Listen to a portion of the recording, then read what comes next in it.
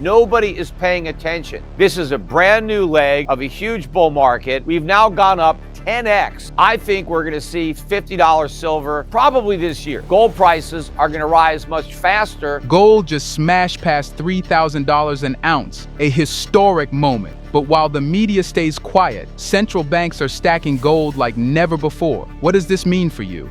Schiff breaks it all down. Why gold is heading even higher, why silver might be the best opportunity right now, and what you need to know before it's too late. Stay tuned.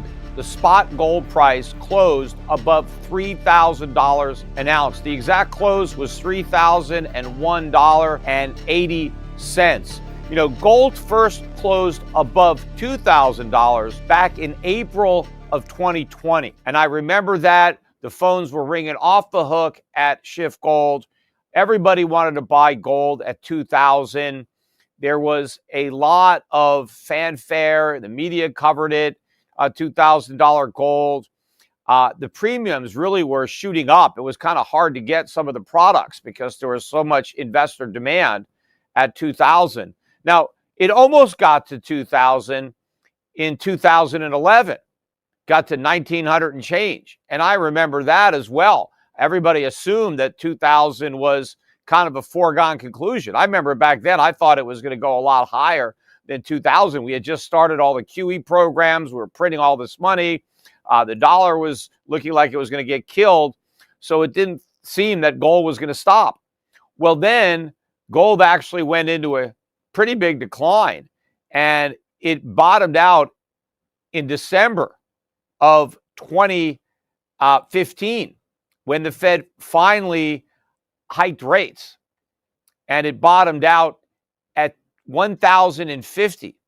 So almost a 50% decline after we almost got to 2,000. But then when we got there again and actually got above 2,000, everybody thought this is it. This is liftoff, and there was a lot of demand. And what happened? The price of gold fell again. It didn't fall as dramatically as it did the last time. It didn't have a 50% correction, only about 20% or so. Gold bottomed out above 1,600 in 2022. And then it got above 2,000 again in the fall of 2023. Except the difference between $2,000 gold in 2023 and in April 2020 was that the public wasn't really interested. They had been burned twice before with $2,000 gold, and the third time wasn't the charm. Nobody really wanted to buy gold at 2,000. Everybody was convinced that it was the top and it was going to go down again. And I had a hard time trying to convince people that no, 2,000 is no longer the ceiling for gold, but the floor. But a lot of people didn't believe me, and gold finally broke out decisively above 2,100 in 2024. Probably it was, at the end of the first quarter. And then it never looked back. The price of gold kept going up until today. It's now above $3,000 an ounce. But again, today, no real media coverage. It's barely been mentioned. Nobody is talking about it. Not like they talked about it at 2,000 in 2020 or when it almost got to 2,000 in 2011. It wasn't even an afterthought or a second thought. Nobody is paying attention. The public has been selling gold the entire rise from 2,000 to 3,000. So to me, this looks very different than 2011 and 2020. We've built an enormous base for gold at 2,000. This is a brand new leg of a huge bull market where gold started below 300. We've now gone up 10x in the price of gold so far this century. Gold is beating the S&P 500, and I think it's going to accelerate from here and even take a bigger lead on the stock market as the stock market goes down, but it's doing it in complete obscurity. There is no gold rush going on. Investors haven't woken up. In fact, all of the buying really is being driven by the central bankers. Investors haven't even woken up to what central banks are doing, but the central bankers are the insiders of the fiat monetary system. So when you see in the stock market, if the insiders, the people that work at the company, are buying company stock, that's a good sign. If they're selling company stock, then maybe they know something bad and you should follow their lead. Well, the insiders in the fiat monetary system have been dumping their dollars to buy gold. They obviously know something, and the public hasn't caught on yet. So I think, unlike the prior peaks of 2000, I don't expect any significant pullback from the current $3,000 price. In fact, we're probably going to go straight up to 4,000 and beyond. And in fact, when gold hit 2000 in 2020, in April of 2020, the dollar index was at 93. Today, the dollar index is at 103.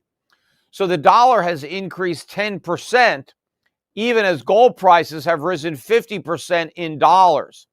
And what that means is that the price of gold in other currencies, like the euro, like the pound, like the Australian or Canadian dollar, or the Japanese yen, or a lot of other currencies, gold has done even better in terms of those currencies than it has in terms of the dollar. But my expectation is that the dollar has topped and is headed substantially lower. I expect the dollar index to get down to 93 again before the end of the year. In fact, I think it'll go lower. But when the dollar index hits 93 next time, I expect gold to be pretty close to $3,500 an ounce, not 3,000. So this is the time to buy. But actually, instead of buying gold, which you could buy, and I still recommend because it's going up, you could buy silver, because silver is still below $34 an ounce. The reason that silver has not gone along for the ride with gold is because central banks aren't buying silver. That's what retail investors buy. Silver has been described as the poor man's gold. Well, men and women haven't been buying gold or silver unless they're central bankers. So silver is the sleeper precious metal that's about to wake up. Silver doubled top at 50 in 2011. It didn't even get back to 50 in 2020. It got to about 35. We're almost there now, but still not quite.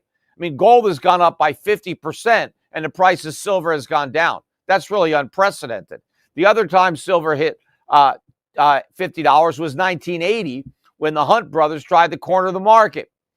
I think we're going to see $50 silver probably this year. And I think when it breaks $50, it's going to be like gold breaking 2000. It's going to go up really and not look back. So if you missed the boat on gold, although it's not really missed because I think it's going a lot higher, but if you miss buying $2,000 gold, you don't want to miss buying sub $34 silver or even sub 50 because you won't be able to.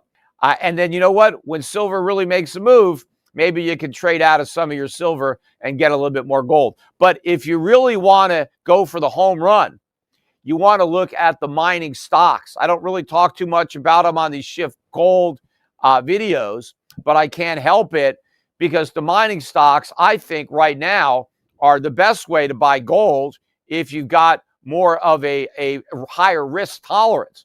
You know, the gold stocks are lower today than they were when gold closed at 2,000 in April of 2020.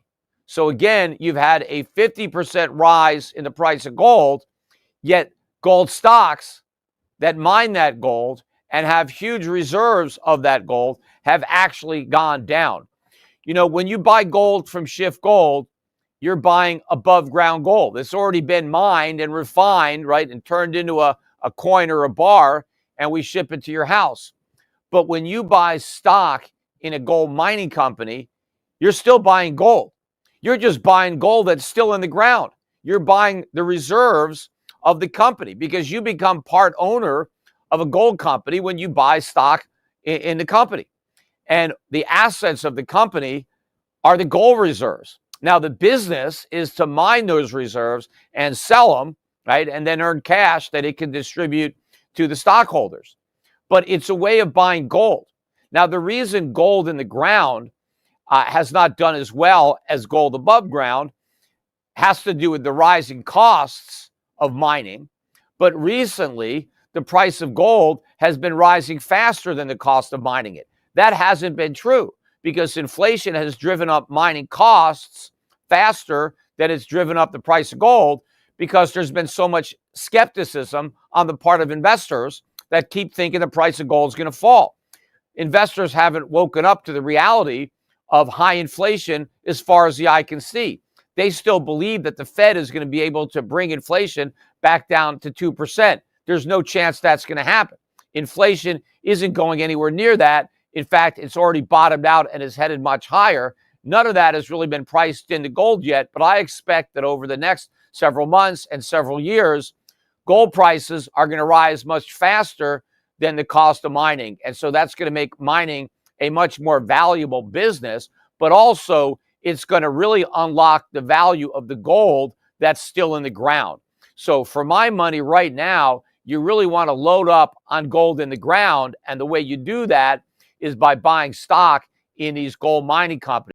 And so the people who are waiting for a pullback are still waiting. And now the price of gold is 50% higher. And I know that a lot of people are going to feel the same way about $3,000 gold. Let me wait for a pullback. You'll be waiting, and the next thing you know, it'll be $4,000 gold. I don't think there's going to be any significant pullbacks worth waiting for. That doesn't mean there won't be any, but they're not going to be big enough to make it worth your time or the aggravation of hoping to catch it. I think you just move in now, but if you want to buy something that's not on the highs, then buy silver, right? So if you can't bring yourself to buying $3,000 gold, even though in the scheme of things, it's still cheap, then load up on $34 silver. In fact, silver closed today at $33.92. So you still have a chance to buy silver below its all-time high. Now, I don't think that chance is going to be there much longer. So take advantage of it while you can. And again, if you're looking for the home run, if you're looking for the 10-bagger or more, then you really got to take a look at the miners. And not only do they mine gold, but they mine silver. So here's your chance, I think, before the rest of the world really wakes up. Right now, it's been the central bankers. They haven't had to compete. If you found this video valuable, don't forget to like, subscribe, and hit the bell icon so you never miss an update on gold, silver, and the economy. Stay informed, stay ahead.